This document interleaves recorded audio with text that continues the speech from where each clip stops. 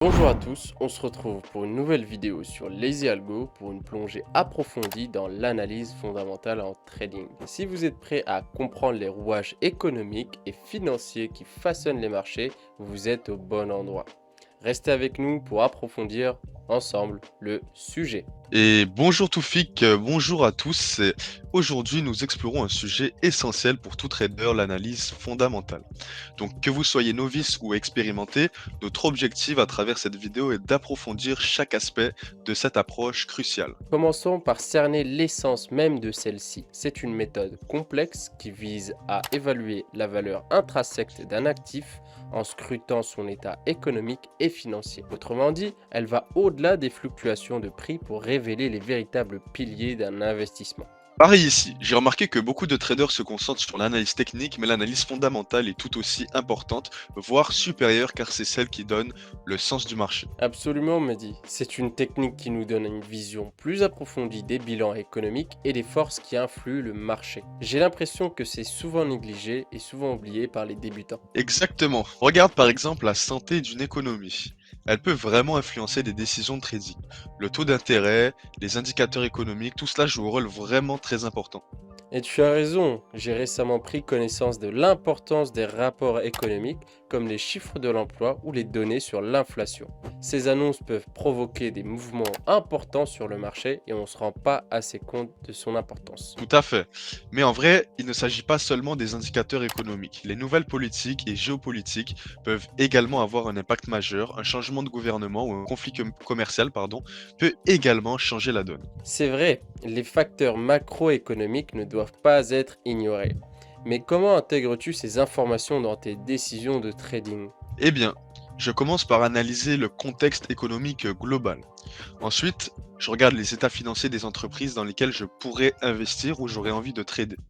Le rapport de bénéfices, les dettes, etc., etc. On va dire que tout cela me donne une idée de la solidité ou non d'une entreprise. Creusons davantage. Les facteurs économiques incluent des éléments tels que le taux d'intérêt, le PIB et l'inflation. Du côté financier, nous plongeons dans les revenus, les bénéfices, la dette et bien sûr les ratios financiers cruciaux. Plongeons maintenant dans l'analyse des états financiers pour trader une action par exemple. Il s'agit d'examiner les bilans, les comptes de résultats, les états des flux trésorerie, etc., etc. Ensuite, nous aborderons l'importance cruciale des ratios financiers, tels que la rentabilité, la liquidité et la solvabilité. L'analyse technique à elle seule va nous guider sur les décisions d'investissement à long terme, l'approche d'investissement de valeur et la section de titres. L'analyse technique guide les décisions d'investissement à long terme, l'approche d'investissement de valeur et la sélection de titres. Nous vous montrerons comment identifier des opportunités sous-évaluées ou surévaluées sur le marché. Selon les surprises du marché ou les critiques souvent émises sur la subjectivité de certaines analyses, il est essentiel de comprendre ces nuances pour affiner notre approche. Le marché évolue et avec eux l'analyse fondamentale. Examinons comment cette approche a évolué au fil du temps. Pour comprendre cette approche, il est essentiel de comprendre également les tendances émergentes, on va dire telles que l'impact croissant de la technologie sur la collecte de données et l'utilisation de l'intelligence artificielle dans l'analyse. Comprendre des évolutions est vraiment crucial, on va dire, pour rester en phase avec les marchés modernes. En résumé, l'analyse fondamentale est bien plus qu'un simple outil. C'est la boussole qui oriente tout trader sérieux. Elle offre une perspective approfondie, éclaircit les voies sur lesquelles les autres ne voient que des courbes de prix. Et donc, on se retrouve sur un calendrier économique et on pourra retrouver justement plusieurs paires, plusieurs monnaies, plusieurs pays. Et justement, avant chaque session de trading, on vous recommande fortement d'ouvrir au moins un ou deux calendriers. Personnellement, je vous dirais vraiment deux calendriers. Mehdi, je pense que tu es du même avis. Exactement, Toufik. Au moins 2 calendriers, ça sera plus pertinent. Et donc là, on a un premier calendrier qui s'appelle MyFXBook. Au pire, on vous le mettra dans la description, il n'y a pas de problème. Et le deuxième qui s'appellera Cashback Forex. Alors, juste en dessous, vous avez sur votre droite, donc au niveau de votre page de calendrier, toujours regarder au niveau des filtres de la page afin de mettre les annonces qui nous intéressent. Donc, en l'occurrence, on va regarder les moyennes et les hautes annonces. Donc on va décocher la case faible et on décoche la case pas d'impact. Comme ça, les amis, vous avez essentiellement les annonces économiques qui auront de l'influence sur le marché économique durant la journée. Très important, les amis, ça ne sert pas à grand chose de regarder les petites annonces, elles n'auront pas énormément d'impact sur le marché. Par exemple, juste au-dessus, donc comme vous avez sur MyFXBook, vous avez directement les devises. Donc vous choisissez le pays avec la devise que vous voulez du coup avoir les annonces. En l'occurrence, comme vous l'avez juste en dessous, on va laisser toutes les cases cochées, on s'en fout, c'est juste pour vous montrer les annonces 2 étoiles et 3 étoiles. À partir de ce moment-là, une fois que vous avez du coup coché, vous faites voilà, postuler, hop, ça réagit sur l'écran. Voilà, vous aurez directement alors 3 options. On va dire le prix donc véritable, on va dire que c'est le prix qui arrive après l'annonce. Juste à côté, vous avez le prix consensus, donc on va dire ce qui va être le prix de prévision, et à gauche, le prix précédemment. Alors, pour lire une annonce économique, c'est vraiment très très simple. Il faut qu'en fait, le prix de prévision, enfin, on va dire que le prix véritable, donc c'est le prix qui va arriver après l'annonce, soit inférieur ou égal au prix de prévision pour continuer dans le même sens. Je m'explique. Si le prix de prévision, on va dire, est supérieur au prix véritable, vous aurez une baisse du dollar par exemple. Donc là, en l'occurrence, on est sur l'euro.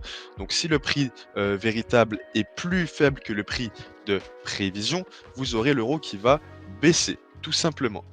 Donc voilà, c'est vraiment très très simple. Il faut que vous arriviez à comprendre qu'en fait, il faut se baser toujours sur le prix de prévision et sur le prix véritable qui sera en cours en fonction de l'analyse. Et donc, comme l'a dit Mehdi juste avant, on peut voir que là, par rapport à notre prix précédent, qui est 87,2, là pour l'instant, on ne tient pas compte de l'annonce en elle-même, mais juste on va voir au niveau des chiffres.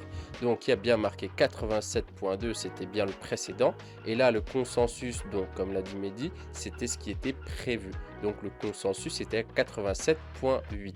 Et donc là, en véritable, qu'est-ce qui s'est passé? Il est moins bon que le résultat attendu de moins 1,4. Ce qui fait que c'est une mauvaise annonce. Je ne sais pas, là pour l'instant, c'est le climat des affaires. Donc là, c'était une annonce comme une autre. Mais on peut le voir aussi, par exemple, ici, la balance commerciale. Le précédent était à 3,8 milliards d'euros.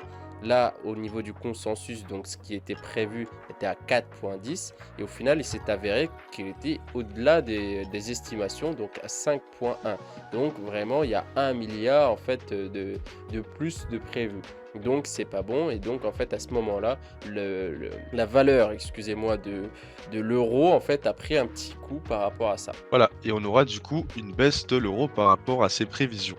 Tout simplement, c'est vraiment très très simple. Il ne faut pas chercher midi à 14 h. Et si vous avez du mal, n'hésitez pas à changer de site et aller sur celui qui vous convient le mieux. Donc dans la description, on va vous en mettre, donc on va vous mettre ces deux-là et on va vous rajouter aussi Investing, qui est un très bon site d'annonce économique. Et donc aussi, on va pouvoir voir sur notre calendrier économique plusieurs annonces concernant l'euro, que ce soit au niveau de l'Espagne, que ce soit au niveau de l'Allemagne, que ce soit au niveau du Pays-Bas, etc., etc. Et donc le problème, c'est qu'en fait, il faudra faire attention avec ça, parce qu'il y a des pays qui vont être beaucoup plus impactants au niveau de leurs annonces que d'autres. Je m'explique. Par exemple, là, en Europe, donc on a les 5 plus gros pays donc, qui vont contribuer à l'Union européenne, qui vont être par exemple l'Allemagne, la France, l'Italie, l'Espagne. Et donc le truc, c'est que leurs annonces économiques à elles vont avoir un impact beaucoup plus puissant sur la monnaie que par exemple la Grèce ou bien que ce soit le Pays-Bas ou un autre petit pays.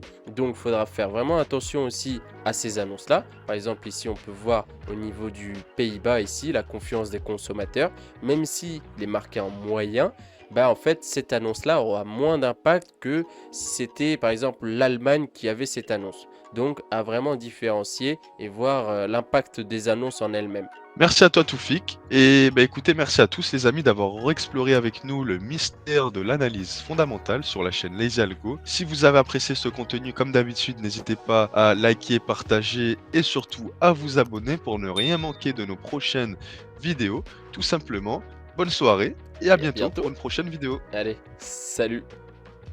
Ciao!